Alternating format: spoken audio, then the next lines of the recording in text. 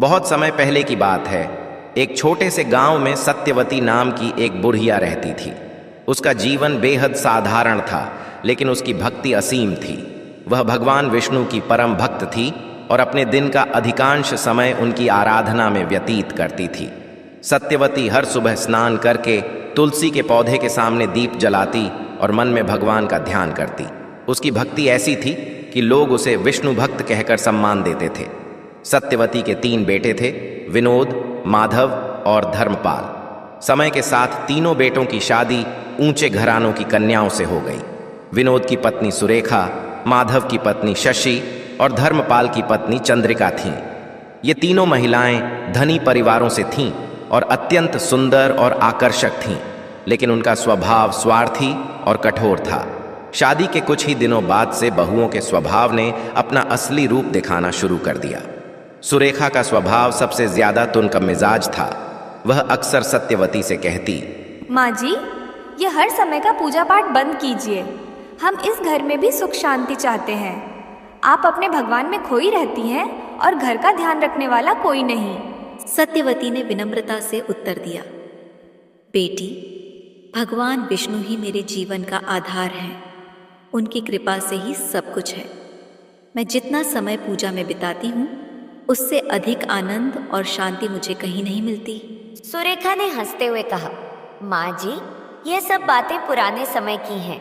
आजकल जीवन में आगे बढ़ने के लिए इन सब चीजों का त्याग करना पड़ता है।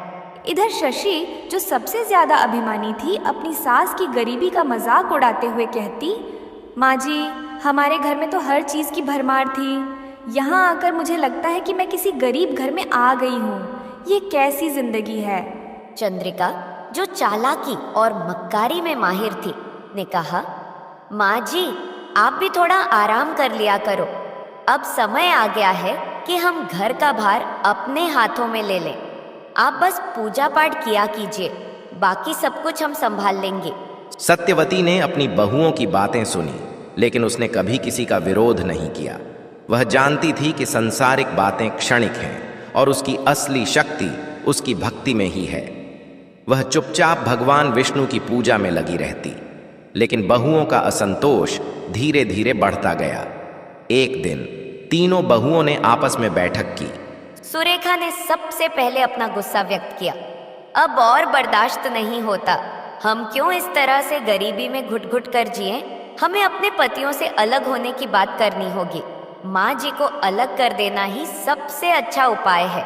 शशि ने सिर हिलाते हुए कहा, हाँ दीदी, तुम्हारी बात बिल्कुल सही है। हमें अपनी माँ जी से अलग रहना चाहिए, तभी हम अपने जीवन का आनंद ले सकते हैं। चंद्रिका ने चालाकी से सुझाव दिया, लेकिन हमें यह काम बड़ी सावधानी से करना होगा। हमें अपने पतियों को इस तरह से मनाना होगा कि वे खुद ही माँ जी से अलग होने का निर्णय लें। तीनों ने अपने अपने पतियों से बात करने की योजना बनाई। उस रात जब विनोद, माधव और धर्मपाल घर लौटे तो उनकी पत्नियां रोने लगीं और अपने दुखड़े सुनाने लगीं। सुरेखा ने विनोद से कहा, देखो विनोद, मैं इस घर में और नहीं रह सकती। तुम्हारी माँ के साथ रहना मेरे लिए असंभव हो गया है। मैं चाहती हूँ कि हम अलग हो जाएं और अपने घर में सुख शांति से रहें। विनोद, जो अपनी पत्नी से बेहद प्यार करता था, उलझन में पड़ गया। उसने कहा, लेकिन माँ को अकेला छोड़ना ठीक नहीं है। वह इस उम्र में अकेले कैसे रह पाएगी? फिर इधर शशि ने माधव से कहा, तुम्हारी माँ ने तो हमारा जीवन नर्क बना दिया है। अगर तुमने फैसला नहीं लिया तो मैं तुम्हें छोड़कर चली जाऊंगी। माधव भी अपनी पत्नी की बातों से परेशान हो गया। उसने सोचा, माँ को अकेला छोड़ना गलत होगा, लेकिन पत्नी के बिना मैं कैसे रहूंगा? चंद्रिका ने धर्मपाल से कहा, तुम्हें अपनी माँ के प्रति बहुत ज्यादा जिम्मेदारी निभाने की कोई जरूरत नहीं है।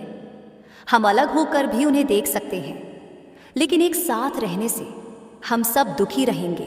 धर्मपाल, जो हमेशा अपनी पत्नी की बात मानता था, उसने भी इसे सही समझा और तीनों भाइयों ने अपनी माँ के पास जाकर उसके सामने प्रस्ताव रखा। विनोद ने माँ से कहा, माँ, हम सोच रहे हैं कि अब हमें अलग हो जाना चाहिए। हमने बहुत कोशिश की, लेकिन अब और नहीं हो सकता। हम तुम्हारे लिए एक छोटा सा हिस्सा छोड़ देंगे, जिससे तुम अपनी पूजा पाठ कर सको। सत्यवती ने अपने बेटों की बातें सुनी और उसका दिल टूट गया। उसकी आंखों में आंसू आ गए, लेकिन उसने अपने दुख को छिपाते हुए कहा, बेटा, अगर यही तुम्हारी इच्छा है तो मैं इसे स्वीकार करती हूँ। मेरे लिए भगवान विष्णु ही सब कुछ है और उनका आशीर्वाद मेरे साथ है। तुम सब सुखी रहो, यही मेरी प्रार्थना है। फिर संपत्ति का बंटवारा हुआ और सत्यवती को एक छोटा सा हिस्सा मिला। वह छोटे से घर में अकेली रहने लगी। उसका जीवन कठिन था, लेकिन वह संतुष्ट थी, क्योंकि उसकी भक्ति ही उसका सबसे बड़ा सहारा थी। वह हर दिन तुलसी की पूजा करती, अपने छोटे से घर में भगवान का ध्यान लगाती और यही सोचती कि उसके बेटे सुखी रहें।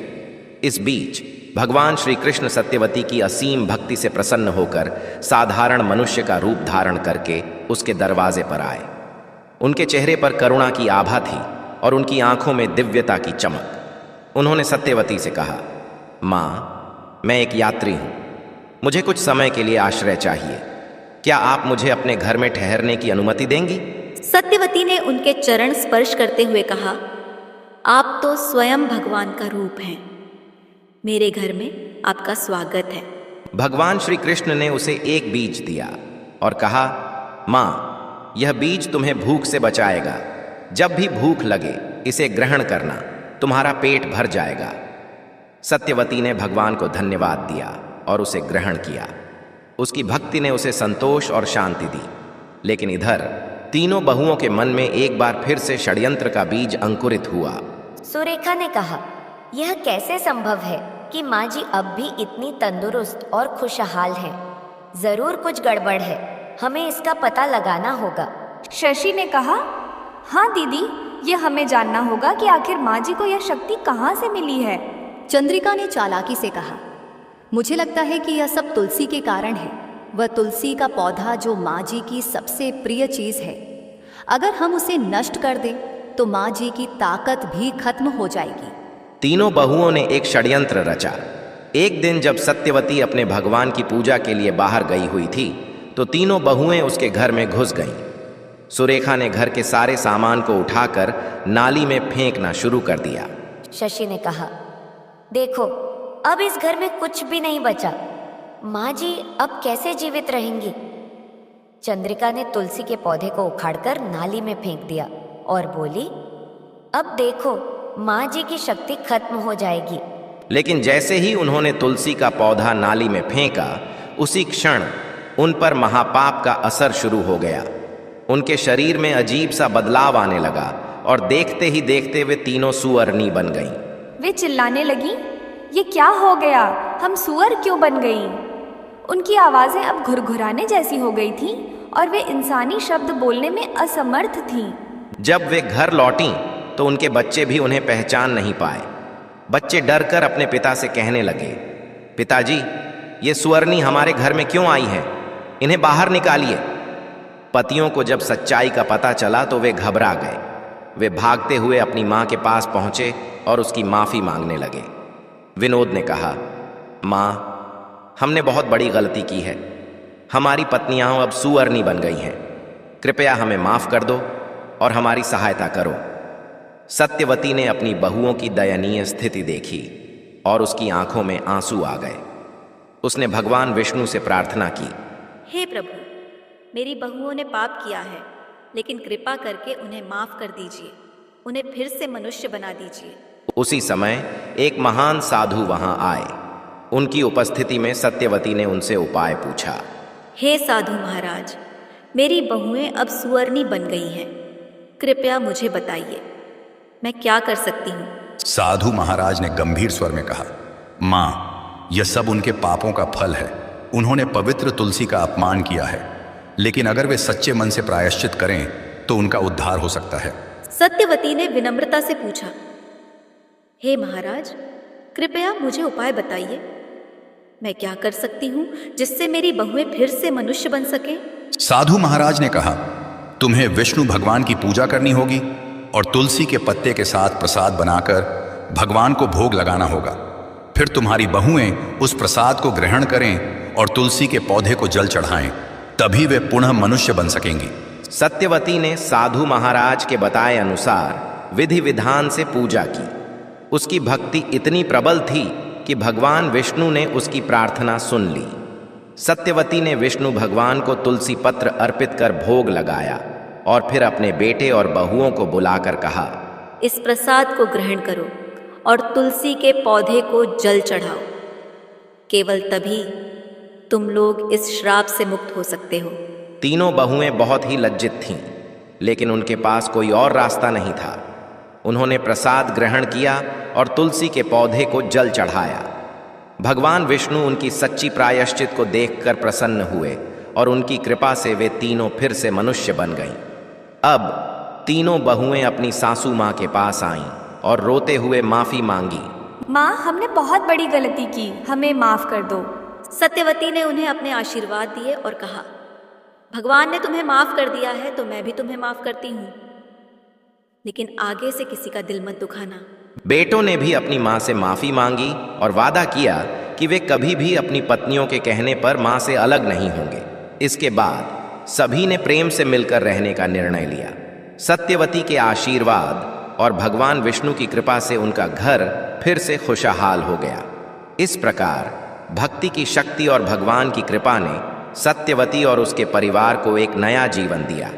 इस कथा से हमें यह सीख मिलती है कि सच्ची भक्ति और प्रायश्चित से सबसे बड़े पाप भी मिट सकते हैं और जीवन में सुख शांति का मार्ग प्राप्त किया जा सकता है। तो दोस्तों, आपको यह कथा कैसी लगी कमेंट करके अवश्य बताएं। जानकारी अच्छी लगी तो वीडियो को लाइक ज़रूर करें और कमेंट में जय श्री कृष्ण और जय माँ तुलसी ज़रूर लिखें। साथ ही चैनल को सब्सक्राइब करें। आप सभी का धन्यवाद।